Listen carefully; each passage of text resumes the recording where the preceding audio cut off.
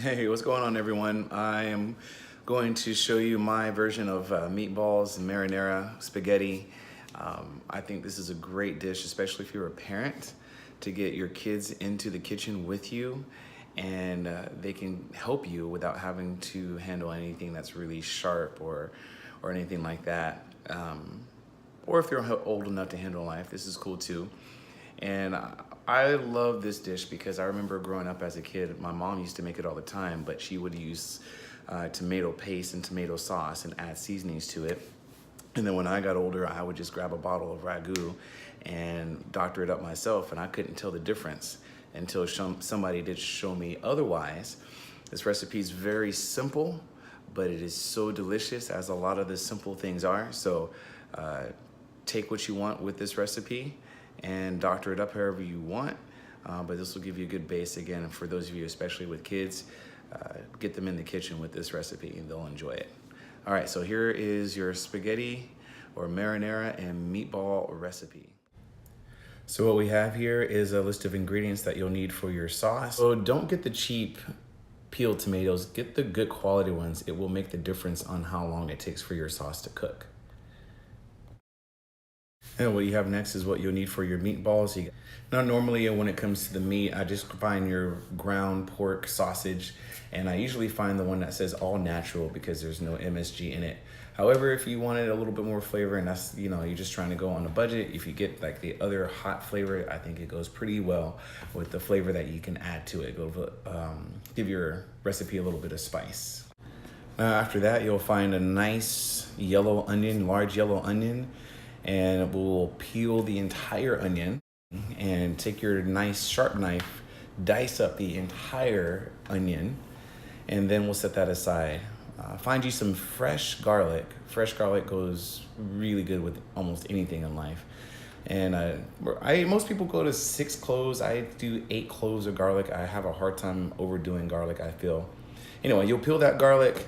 You'll chop up the garlic. It doesn't have to be pretty. It's gonna all kind of be blended together with the onions, and then put them together in the same bowl. Meanwhile, you had a pot going with some olive oil, getting that olive oil nice and hot, and then we will dump the onions and garlic into that pot, and we'll give it a good stir. Keep stirring it around a little bit while it's in that pot. And you'll hear the sizzle, things will start to smell good. People's like, what's going on in the kitchen? At some point, things will turn translucent on those onions, and then we start to put in those whole peeled tomatoes. 2 28-ounce cans into that pot. Add anywhere between 2 and 4 bay leaves to that pot. And when it comes to sugar or salt, it's a little salty. I put 2 teaspoons of salt and 1 teaspoon of sugar, and I just dump that right into the pot and give it a good mix in there.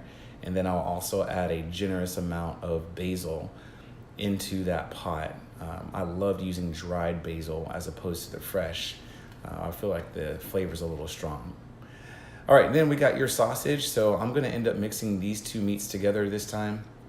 And when I put them in that bowl, I'm gonna add some dried oregano, some garlic powder. It could be roasted garlic powder, which I think adds a little extra to it in a good way. Add however much spice you want with some red pepper or cayenne pepper.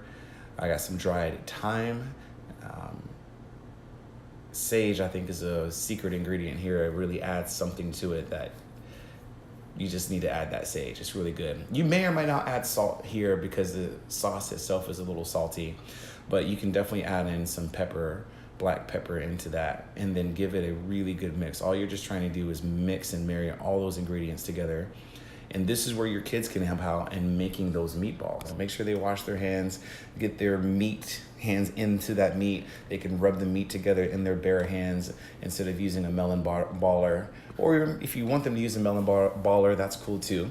And you can make the size however you want. Some people prefer bigger size meatballs, and I usually go for this size just because it adds volume to the pot depending on how many people that I'm feeding.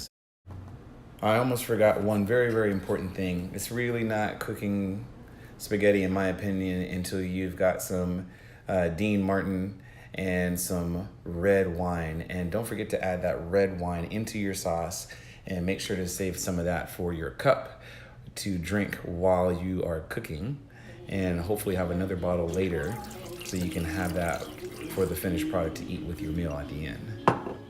About 60 to 90 minutes later, in your sauce, you'll see the tomatoes burst, and you want to add in your tomato paste.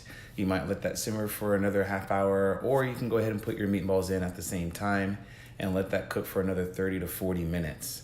After that, you are ready to add in your spaghetti.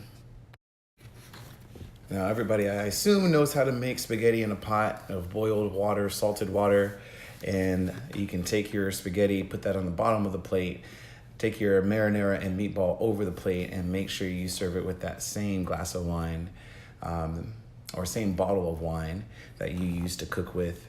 And also, to top it off, what's not shown here is to add some fresh, and I mean fresh, Parmesan cheese, not like the Kraft kind that comes out of a canister, the one that you have to grate and get some good quality one. A little bit will go a long way, and it will also just add so much good stuff to that dish. Yeah, by the way, this dish, if you already have the spices, just to grab the meat and some of the other ingredients all together is going to cost you between $12 and maybe $15 tops. And you can get, 7 meals out of that, 12, 15 bucks. So it's a cheap meal, but it tastes so good. And all you have to do is invest a little bit of time.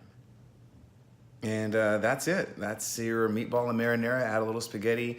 You can doctor the seasons as you want afterwards. And it's so simple. Like, it's not hard. It just takes time, and it'll be well worth it. So again, if you have any kids, little kids, bring them into the kitchen, help them make those meatballs with you. Great time to bond. And or if you're doing it just for yourself, try it out. There's a variety of other things that you can definitely add to it. You can Google it and see what works for you. You can change those seasonings, but hopefully it just gives you a good idea. From start to finish, it probably takes altogether about 90 minutes to 2 hours, depending. And most of that is just letting that sauce simmer while you're making those meatballs. So I hope you guys enjoyed the video. Take from it what you will, and I'll see you next time.